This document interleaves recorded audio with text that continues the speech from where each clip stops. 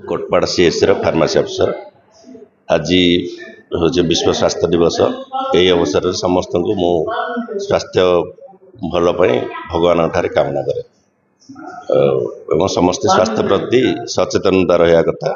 कौन सी प्रोब्लेम हेले मेडिकल संगे संगे आसवा कथा। यह मोर कामना। खरा दिन आसी भीषण खरा होची बाहर खरारे जीवा पूर्व ठंडा पानी पानी पी जातु मुंडरे टोपी पिंधि जातु कला चषमा इत्यादि व्यवहार करते।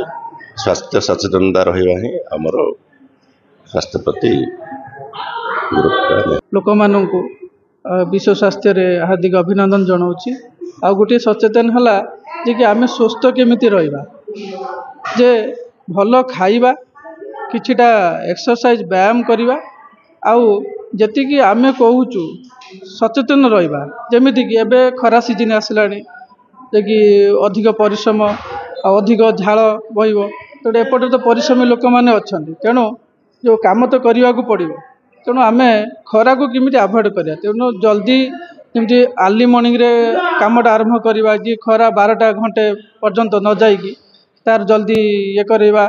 आउ पाखरे सब पानी नहीं कि जीवा, तापर छताटी रखिथिबा, छाई जिनस जदि छाई जगार आश्रय नबा जदि किसी असुविधा लगुच आ सांगे सांगे आमर हॉस्पिटल आसिकी पहुँचवा।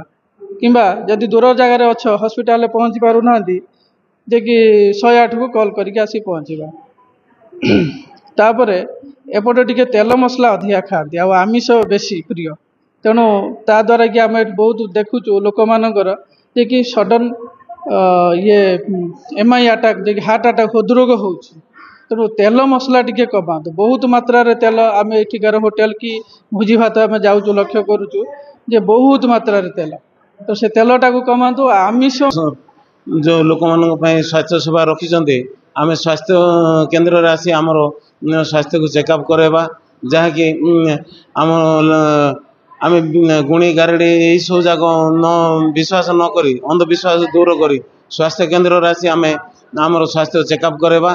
आओ आज विश्व स्वास्थ्य दिवस अवसर में मु कहबी जे सरकार जो आम सैनिटाइजर ये कर लाट्रिन व्यवस्था व्यवहार करने व्यवहार करी आम स्वास्थ्य को किपर आम सुस्थ रखा से मोर किसी संदेश।